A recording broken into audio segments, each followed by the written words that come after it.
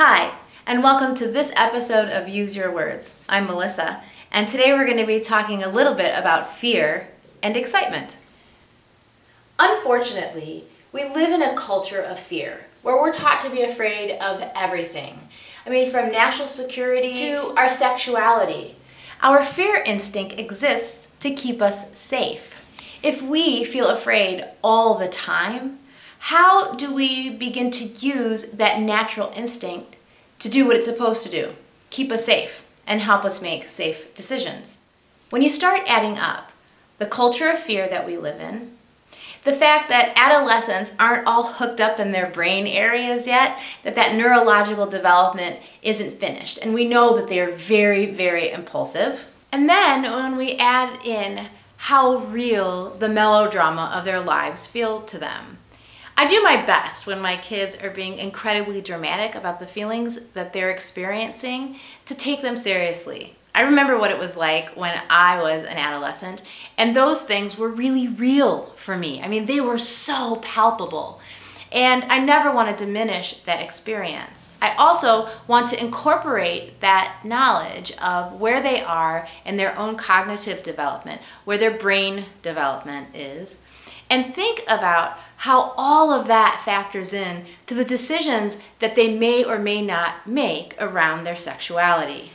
When we feel safe in our bodies, when we understand how our bodies are communicating with us in our own specific, unique body language, we're better able to use our intuition and our instincts to make healthy, safe decisions. Well, first, I think it's important that we pay attention to what's going on in their daily lives. And when we start to notice them getting anxious or feel fearful or angry, to start asking questions around that. Why are you feeling this way? How does your body feel? Specifically, like, how does your belly feel? How does your chest feel? And identify the feelings and then try to figure out if this is something that they really are anxious about, if this is something they really are fearful about, or if this is something more positive and more exciting. And then on the flip side as well, you can catch them being really excited about something and just ask them, what does this feel like? How do you feel in your body? Why are you excited? It doesn't have to be long, drawn out conversations at all. We know that the longer we talk to them and the more that we talk, the less that they might pay attention. So it's important to keep your questions specific and short. And you also might want to raise this topic at a neutral time when nothing much is going on, but you want to reflect on maybe a specific situation that you witnessed, or maybe you just want to bring it up for the first time. My suggestion is that when you bring it up for the first time, you want to do it not when they're excited and not when they're anxious or fearful.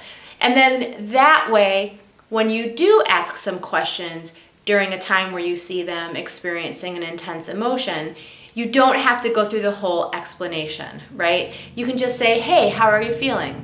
Remember that conversation that we had about excitement and fear? Just, can you tell me real quick about how you're feeling in your body?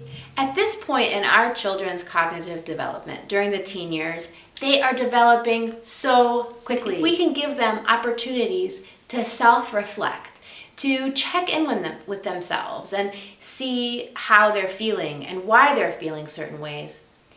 These kinds of things can become habits and also empower them so they don't feel so powerless to their emotions and the hormones that are racing through their bodies. We can create positive habits and patterns connected to intense emotions that will enable them to make healthier, more positive decisions now and in the future. Today's resource isn't specific to sexuality. It's more of a resource for us parents and adults and guardians who are looking after our youth. But it also can provide some principles that we can share with our young people around dealing with fear and emotion. Pema Chodron, a Westerner who was ordained as a Buddhist nun, has written, lots and lots of books and created CDs and workshops, audio workshops around dealing with our emotions and breath and mindfulness. And I personally have found her teachings to be incredibly beneficial for myself and as a parent.